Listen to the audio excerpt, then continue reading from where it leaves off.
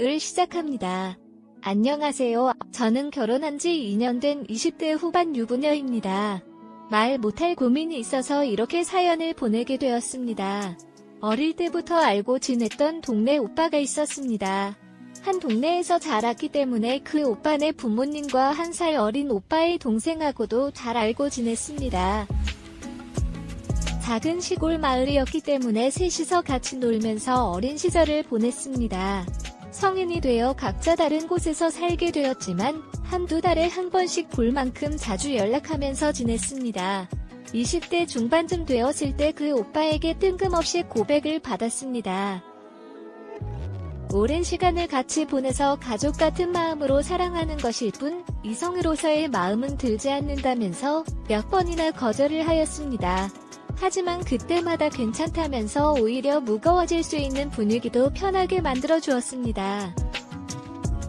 그러던 어느 날 제가 살고 있던 원룸의 강도가 들어서 난장판이 된 적이 있었습니다. 어지럽혀진 집을 보니 머리가 멍해졌습니다. 이러지도 저러지도 못하고 있던 중에 그 오빠에게 도와달라며 연락을 하였고 제법 먼 거리에 살고 있던 오빠는 삽신분도 안 돼서 저에게 와주었습니다. 오자마자 제 안부를 묻고는 저를 꼭 안아주었습니다.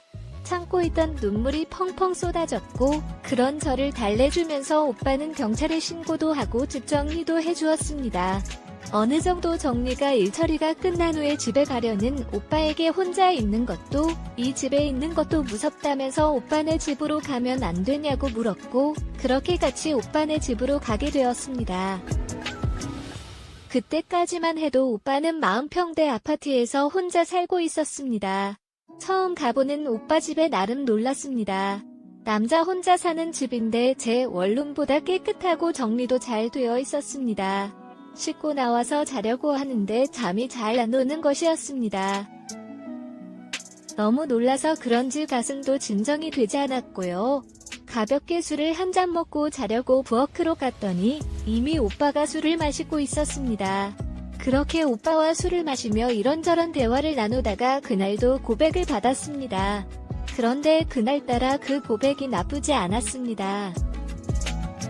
한 걸음에 달려와 안아주었던 그 따뜻함이 너무 좋았습니다. 그렇게 저희는 2년의 연애 후에 결혼을 하게 되었습니다. 결혼한 지 2년이 된 지금도 연애 초기의 달달함과 애틋함을 가지고 지내고 있습니다. 이런 행복한 순간에 임신까지 하였는데 말 못한 고민이 무엇이냐고요? 그것은 그 아이가 아빠가 누구인지 모른다는 것입니다. 결혼을 몇 달 전에 오빠네 집에 갑자기 오빠 동생도 같이 살게 되었습니다. 그 집이 오빠네 부모님께서 해주신 집이었고 오빠 동생이 근처로 직장을 이전하면서 함께 살게 되었습니다. 결혼 이후에 그 집에서 신혼을 보낼 예정이어서 가정과 가구 인테리어까지 모두 완료했습니다.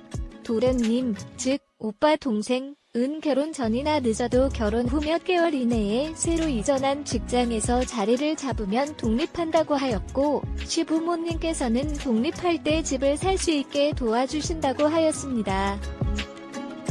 하지만 얼마 다니지 못하고 퇴사하였고 독립은커녕 시골 시댁으로 돌아가지도 않은 채 지금까지 함께 살고 있습니다. 중간중간 새로운 직장에 취업하기는 했지만 가는 곳마다 오래 머무르지 못하고 나왔습니다. 아직도 일정한 소득이 없고 시부모님께 용돈을 받고 있는 상황이라 남편도 메모하게 나가라고 하지 못했습니다. 게다가 어렸을 때부터 같이 놀고 지내온 세월이 있어서 그런지 저도 신혼인데도 함께 살면서 편안한 느낌이 들었습니다. 하지만 약 1년 전에 교통사고를 당하여 병원에서 몇 개월간 입원하게 되었고 퇴원 후에도 집에서 깁스를 하고 한동안 지내게 되었습니다.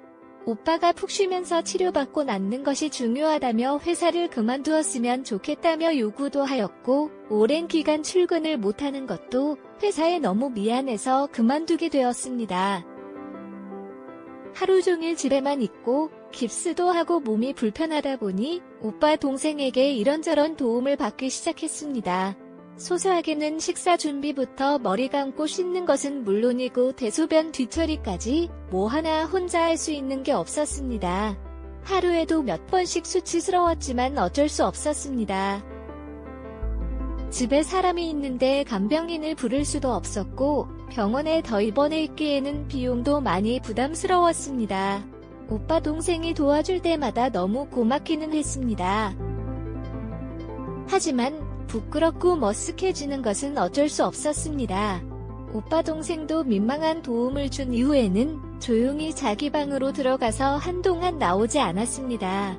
더운 날에도 비가 많이 오는 날에도 몸이 불편한 저를 데리고 같이 재활치료센터도 다니면서 오빠 동생이 고생을 참 많이 하였습니다.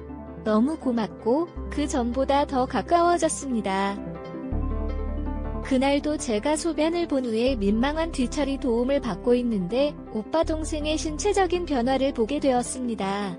그날따라 너무 민망했는지 후딱 본인 방으로 들어가 버렸습니다.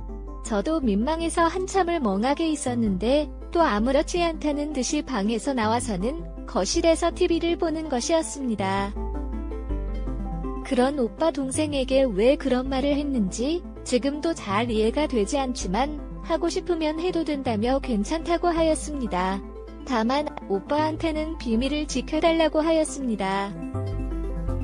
뭔 소리냐며 이상한 소리 하지 말라며 거절하는 것 같아서 제 방에 들어가려고 하는데 휠체어에 앉아있는 저를 번쩍 들어서 자기 방으로 저를 데리고 가는 것이었습니다. 그렇게 그날 처음으로 뜨거운 시간을 가졌습니다. 그 뜨거운 시간 자체가 좋기도 하였지만 그동안 받았던 고마움을 갚는다는 느낌도 들어서 기분이 좋았습니다. 그렇게 몸의 대화를 나누던 것이 깁스도 풀고 어느 정도 몸이 다 회복이 되어서도 이어졌습니다. 갑자기 이제 그만하자고 말하기도 멈추기도 애매하였고 그냥이 삶이 이상하다는 생각이 들지 않았습니다. 밤에는 오빠와 낮에는 오빠 동생과 뜨거운 시간을 보내게 되었습니다.